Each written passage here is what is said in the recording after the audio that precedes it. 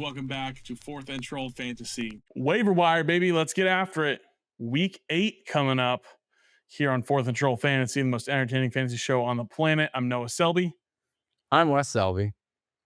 We got 10 plus guys we're going to talk about today from each position group, and going to rank them for you, tell you which guys you should be prioritizing on the waiver wire. Because I don't know if you guys have looked at week 8, but there's a shit ton of bye weeks. So hopefully some of these guys will be able to help you out. So let's jump straight into it, Wes. Before we do, like, subscribe, ring the bell, all the formalities, join the Discord, and always having a good time in there chatting it up. So hop in there and let's jump into it, Wes. Starting out with the quarterbacks here, I got 3 guys. I want you to tell me in order, these 3 gentlemen, who you would like to roster on your fantasy team. If you are in need of a quarterback here, got Jackson Dart, Joe Flacco, and Aaron Rodgers. Put those guys in order, best to worst.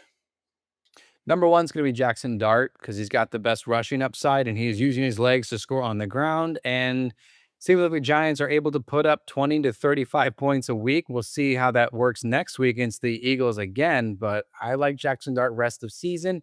And I think he has the highest or the safest floor, more specifically. And then I'm going to go with Rodgers, actually, just because I think he's a more consistent quarterback than Joe Flacco for what we've seen thus far. I know Flacco has some great receivers, better receivers than Aaron Rodgers, but I'm going to go with Rodgers over Flacco.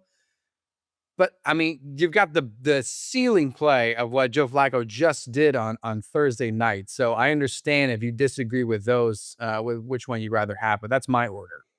I think I agree. I think the rushing upside of Dart is, again, just something that is nearly a hack for fantasy football, especially with quarterbacks. So I like that. I mean, I'm flip flopping either way on these guys. I think it kind of just depends on, I don't know, do you happen to have DK Metcalf and you had Joe Burrow, or do you happen to have DK Metcalf and you want Aaron Rodgers, or if you happen to have Joe Burrow and you're still looking for your guy and you had the Jamar Chase Joe Burrow stack or the T Higgins Joe Burrow stack, yeah, I think you take your chance there, because I think I don't think there will be a rushing touchdown for this team this season, if I'm being completely honest. Like, this is just, I don't see it happening. So Flacco maybe your guy there, but I think Dart is top priority for sure. So moving on to the running backs here, Wes. 3 guys.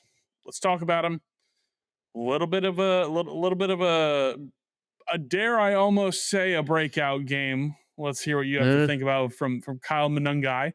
We've got another rookie, Brashard Smith, with another little breakout, and Tyler Algier, who is, you might be saying, well, he's a handcuff. Why would you prioritize him on the waiver wire?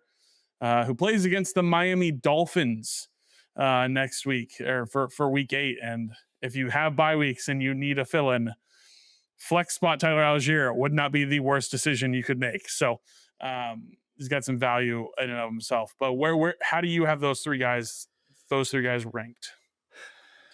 I'm going to defer to the better offense overall between these rookie running backs and say Brashard Smith is probably the better waiver wire pick to go with, because Kyle Monangai is in a more clear backup role than Brashard Smith is compared to the way Pacheco looked really great. I know Kareem Hunt missed some time, or probably will miss some time. I haven't heard really what his status is on this injury as of this recording. But have you heard anything? I don't know about Kareem Hunt. What is I haven't heard anything. I honestly thought I saw him come back into the game. Oh, maybe he did. But I could be wrong, and I could be confusing things. I saw him he had arm on. He was getting Patrick Mahomes. It was like on a touchdown, and then he was getting like carried by his players off the field. So I actually by Mahomes don't and know Kelsey, for sure. The most important people. So I mean, there's that to consider as well. But and Algier is the I've got nobody, bye weeks, injuries. Who's playing against Miami? Let's go with Algier and start him. But Algier is going to be a pretty tough play. I think the rest of the season, if he doesn't score a touchdown, just until Bijan Robinson ever misses time, which I don't think he will. So I'll go with Brashard Smith, then Kyle Monangai, then Tyler Algier. Totally. I think I agree there as well. Algier is a guy who if you're playing him, you're hoping he scores that touchdown. And on such a poor against such a poor Dolphins defense, you think if he's got any chance to, better odds than ever this year, it's going to be against Miami. So, I but will. I'll he's a score a guy who, touchdown. yeah, he's a guy who we've been seeing. Obviously the San Francisco game, he wasn't as involved, but when you're seeing like 10 to 12 carries a game and 40 yards and a score at times. So he's had double digit fantasy points in 3 games this year. So he's an option if you've got some bye weeks that you're trying to fill in, but someone we want to mention. Wide receivers here, Wes. Another threesome. I was gonna stop myself and then I went too far. So there you go. Another Let it three pack happen. here. Xavier Leggett, Alec Pierce, and Marvin Mims. Probably gonna be the top guys you can add this week. Where are you at with these guys? It's like a little controversial. I think with Marvin Mims as number one, Sure. just because there has been a lot more hype around him in the offseason, the way that coach speak was with Sean Payton in the preseason. And there have been a couple more games where Marvin Mims is, you can do a lot worse than Marvin Mims in your flex option. And should Cortland Sutton miss time, there's a really good chance Marvin Mims is going to assume the wide receiver one role. And he has some boom potential. And so does, I think, my number two, which is Alec Pierce, who has had boom potential even with Anthony Richardson as the quarterback. So you get some really, he's got the deep shot plays, which is really exciting. And again, it might be controversial. If I put Xavier Leggett as the least interesting waiver wire pickup because this is 1 week after a year and a half where he hasn't had anything with Bryce Young, who I know is going to miss some time, but Andy Dalton didn't do much with him last year, and then they draft Tetora McMillan. So for me, I'm not all that interested in Leggett just yet for next week, maybe the couple weeks after that too. How do you feel about Leggett? I think I'm in a similar place. I mean, obviously, I'm a big T Mac truther, and so I was a little annoyed when all those targets kept going Xavier Leggett's way. But I think we've seen Andy Dalton come in, and the game plan when Dalton has played, and what Canales I think does want also to do with Bryce Young, but the game plan when Dalton has played in the passing game has been get the ball to the number one guy. We saw it with Deontay Johnson. We saw it with Adam Thielen. I think we'll see it again with Ted McMillan. And so again, a bunch of bye weeks. You could chase the 20+ point performance from Leggett if you wanted to, and maybe he scores another touchdown. Maybe he does. It's a possibility. But I think I agree with that order. Alec Pierce has been a little bit sneaky Yeah, with this good Colts very offense, and sneaky. so I like him. And I like Mims as well. So these all feel like guys who are trying to figure out who the number two target on an offense is going to be. And I think you probably nailed it with the order there and the likelihood of them emerging as the number Thanks, two dude. target. So you got you, bro. Okay, tight ends.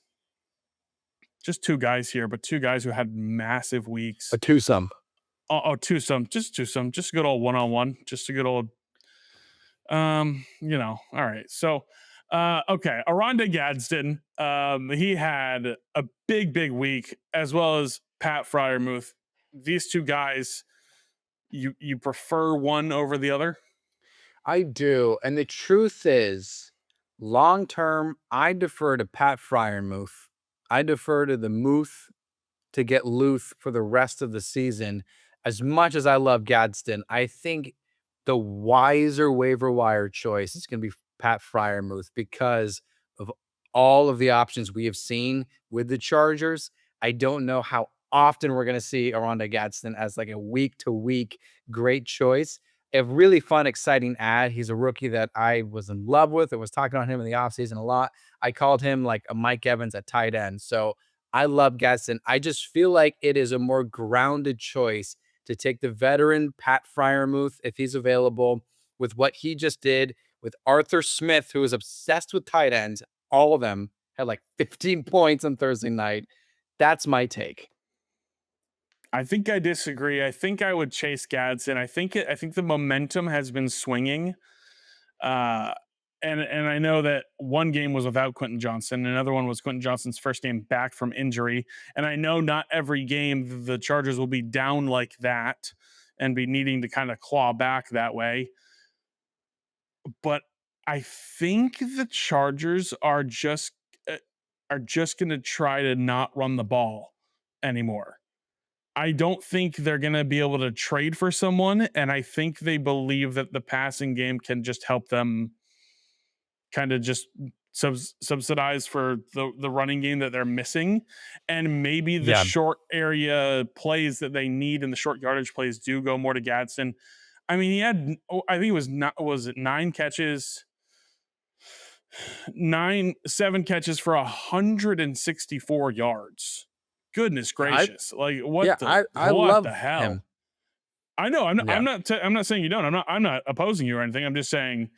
I think he's gained steam in the offense. I think both offenses have a lot of mouths to feed, and I think LA is the better offense. I think so. I think I would prioritize Gadsden over Fryermuth, just because this was such a random blow off game for Muth as well. He's done like nothing yeah, all I year, understand. and I think let me find it. I had texted you. It was like the whole Steelers tight end room fantasy points so far this season 60. Steelers tight end room points on Thursday night 47 or something like that. Yeah, Like it was just it's so insane. stupid for all of them. So I don't know. We'll have to see. But listen, that's gonna do it. Drop in the comments. Let us know who you're adding. But yet, join the Discord and jump in there. Start a dialogue. Have some conversation about it. It'll be a good time. Stay tuned tomorrow. Dropping a little bit of a fluker for real for week 7, a bit of a breakdown of some of the performances, and then later in the week, studs and duds. We will see you next time. My name is Noah Selby, Now, Selby. and this has been Fourth and Troll Fantasy.